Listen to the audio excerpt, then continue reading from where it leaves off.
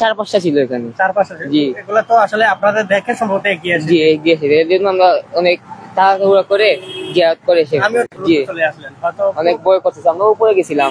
উপরে গিয়েছি। জি, ওখান থেকে কুকুরের আওয়াজ শুনে ভয় করে তাড়াহুড়া করেছিল। মাঝে মাঝে দর্শক আসলে এরকম শুনি না, কিন্তু আজ হঠাৎ মানে একটা শরীরের মধ্যে আতঙ্ক চলে এবং কুকুরও পেয়ে গেছে। কুকুরও 5-6টা সাথেই ছিল আমাদের।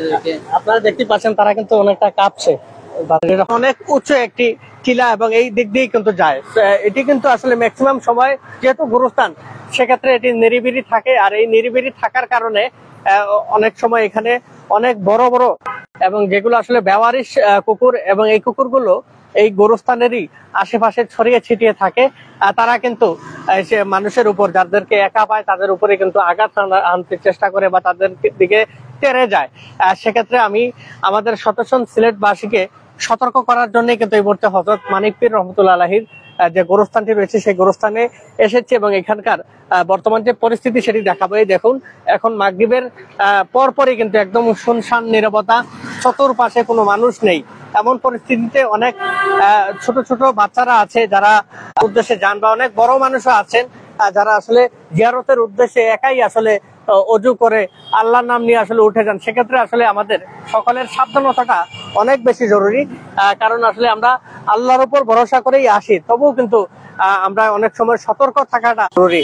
কারণ এখানে কবর জিয়ারত করতে এসে আজ থেকে কয়েকদিন আগে 2জন মাদ্রাসা ছাত্র পুকুরের তারা খেয়ে কিন্তু এখান দিয়ে দৌড়ে পালিয়ে যায় তারা, এবং যেটি আসলে এখানকার মানিক পীর রহমতুল্লাহ আলাইহির যে গোরস্থান রয়েছে, গোরস্থানের যে সিসি ফুটেজ আছে সেই সিসি ফুটেজে সেটি রেকর্ড হয়, যার ফলে এখানকার যারা কমিটি তারা সোশ্যাল মিডিয়ায় সেই ভিডিওটি আপলোড, সাবধানতা হওয়ার জন্য আসলে সাবধান থাকার জন্য আহ্বান জানানো হয়েছিল।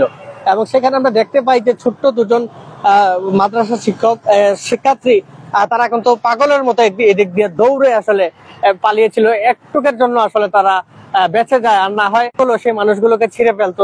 কারণ আপনারা সকলে জানেন গোরস্থানে যে কুকুরগুলো থাকে সেগুলো আসলে খুবই ভয়ানক এবং হিংস্র।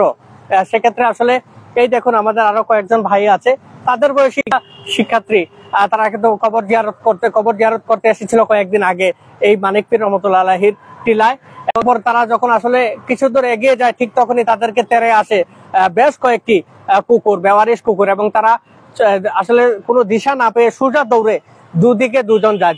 এর পরবর্তীতে সিসি ফুটেজে এখানকার যারা কর্তৃপক্ষ আছে, আমি তাদেরকে ধন্যবাদ জানাই, তারা দেখা মাত্র কিন্তু দৌড়ে আসতে এই মানিক গোরস্থানের যারা কর্তৃপক্ষ তারা লাঠি নিয়ে এসে কিন্তু পরবর্তীতে 2টা বাচ্চাকে তারা তৎক্ষণাৎ আসলে তারা হেফাজতে আনে এবং পরবর্তী কুকুরগুলোকে তাড়িয়ে দেয়। আমরা তাই আপনাদেরকে আহ্বান করবো, আপনারা যারা আসলে এই মানিক পীর রহমতুল্লাহ আলাইহি মাজারে আসেন, আপনারা একা আসবেন না, সাথে কাউকে নিয়ে আসবেন, এবং উপরের দিকে যখন যান আপনারা হাতে কোনো লাঠি বা কিছু একটা রাখবেন।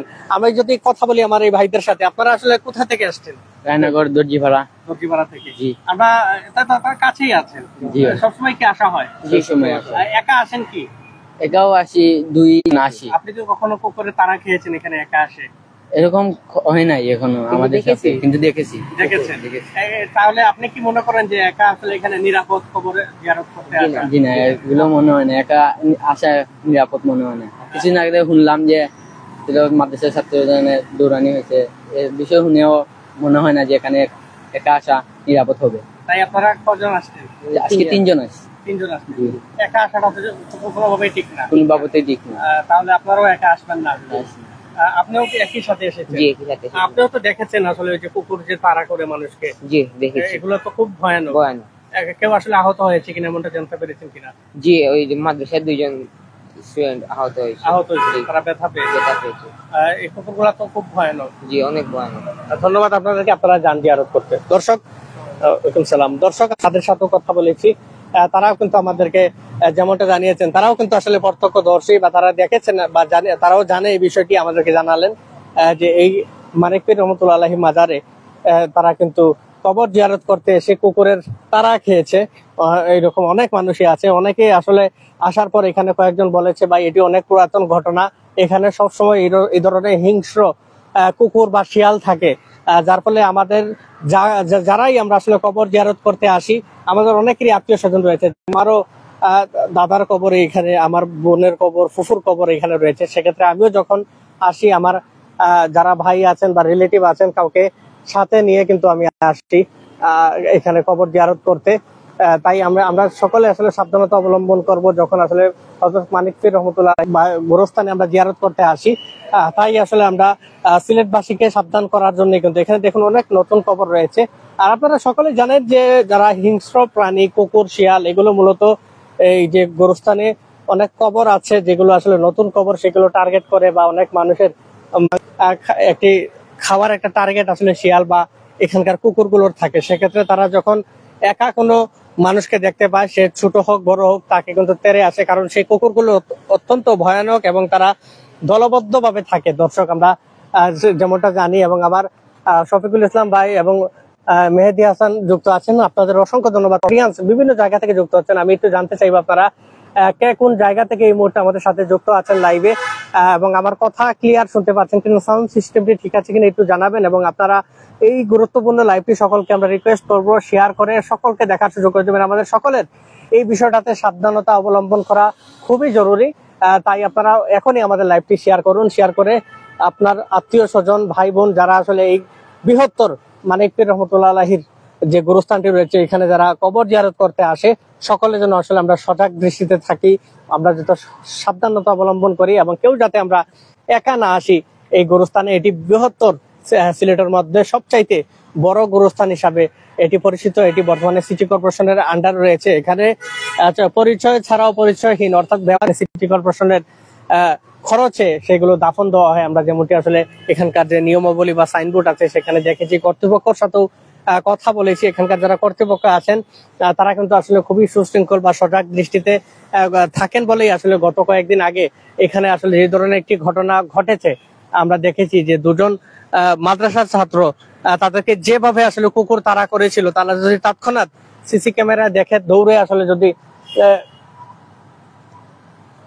দৌড়ে যদি আসলে তৎক্ষণাৎ এখানে না যারা কর্তৃপক্ষ রয়েছে সেক্ষেত্রে কিন্তু এখানে সেদিন ভয়ানক কোনো ঘটনা ঘটতে পারতো। কারণ এখানকার কুকুর আসলে আমরা আসার পরও আসলে দূর থেকে মনে হয়েছিল দুই একটা কুকুর রয়েছে আশেপাশে। তবে আমরা যখন আসলে দুজন, আমি এবং আমার সহকর্মী টপি বণিক, আমরা আসি, আমরাও কিন্তু প্রথমে অনিরাপদ বোধ করেছিলাম, আসলে উঠবো কি উঠবো না। তারপরে আমি দেখতে পাই আমার ছোট তিনজন, তারাও সম্ভবত শিক্ষার্থী, তারাও কিন্তু আসে কবর জিয়ারত করতে।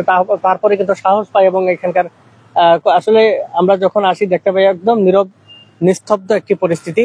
এরপর কিন্তু ছড়িয়ে ছিটিয়ে অনেকেই আস্তে আস্তে আসছেন।